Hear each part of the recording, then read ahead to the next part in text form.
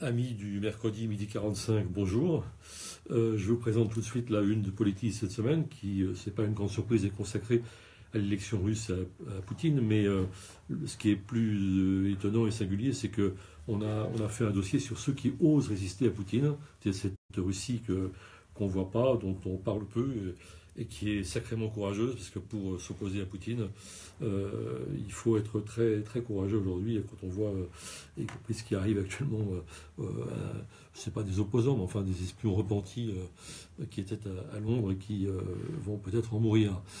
Enfin bref, donc on a un bon dossier, un reportage de Claude-Marie Vadreau à Irkoutsk, donc vraiment au cœur de la Russie orientale, la Sibérie. Tout ça est passionnant. Quant à moi, j'ai traité du projet de révision constitutionnelle de Macron, et sous un angle évidemment très critique, non pas d'ailleurs point par point, parce que tout ça peut se discuter, la limitation du nombre de mandats dans le temps, c'est pas forcément une mauvaise chose. Il y a des mesures, il y a une mesure en tout cas que je trouve plutôt assez heureuse, ça serait la suppression de la Cour de justice de la République, d'une juridiction d'exception pour les politiques, et je n'aime pas beaucoup les juridictions d'exception. Mais ça se juge globalement. Et globalement, on voit bien de quoi il s'agit. C'est encore une fois une tentative de rétrécissement de l'espace démocratique par Macron. C'est ce que j'appelle dans le titre, c'est-à-dire un néolibéralisme autoritaire. Donc il y a les menaces de vote bloqué. Ça vient dans tout un ensemble d'attitudes de Macron, à la fois les votes bloqués au Sénat, les ordonnances. On va récidiver probablement sur la SNCF avec les ordonnances. Il y a des mesures qui toutes vont dans le même sens, qui sont finalement d'essayer d'esquiver le débat politique au profit de dispositifs tout à fait autoritaires. Alors, il y a une partie de démagogie là-dedans, parce que, évidemment, on dit du mal des parlementaires, c'est plutôt bien vu, trop payé, pas beaucoup dans l'hémicycle, etc.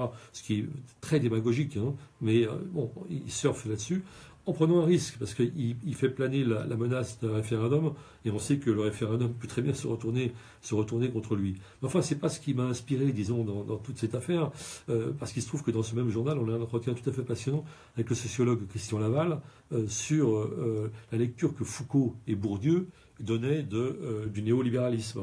Et Foucault parlait de la création par les néolibéraux de ce qu'il appelait l'homme économique.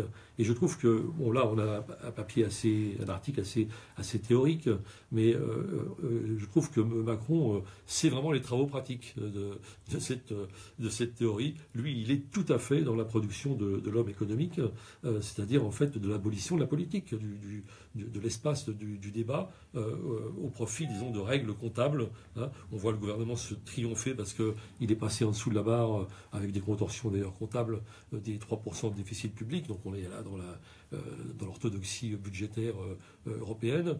Puis pendant ce temps-là, les gens sont dans la rue, de plus en plus nombreux à survivre ou à mourir parfois en plein hiver, etc. Donc une très grande pauvreté. Bon, donc l'humain, une fois encore, disons, est réduit au profit, disons, d'un discours comptable. Et on a là l'homme économique, tout à fait l'homme économique macronien. Alors malheureusement, il y a une sorte d'atonie. On a l'impression que l'opinion publique est tétanisée. Il y a eu une année avec beaucoup d'échéances électorales l'an dernier. Il y a une certaine légitimité. Il a gagné la présidentielle, il a gagné les législatives.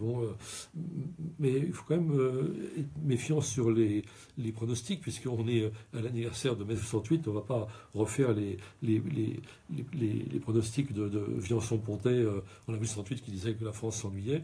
Je serais très prudent. Et on est peut-être à la veille d'un vaste mouvement à la SNCF. Et seul un mouvement de cette envergure, de grande envergure, pourrait aujourd'hui bloquer ce discours macronien néolibéral, autoritaire et finalement assez peu démocratique, même tout à fait antidémocratique. Et je crois qu'il faut que notre pays réfléchisse à la tendance lourde qui est engagée par ce président de la République qui a l'air de rien comme ça, mais qui finalement est assez brutal dans ses méthodes et au profit d'une politique de remise en cause de toutes les structures sociales, de tous les acquis sociaux. Voilà, donc on verra la suite justement, parce qu'il y a des échéances qui sont devant nous sur la SNCF notamment, et de probables mobilisations. On mesurera l'ampleur de ces mobilisations peut-être la semaine prochaine. À la semaine prochaine donc.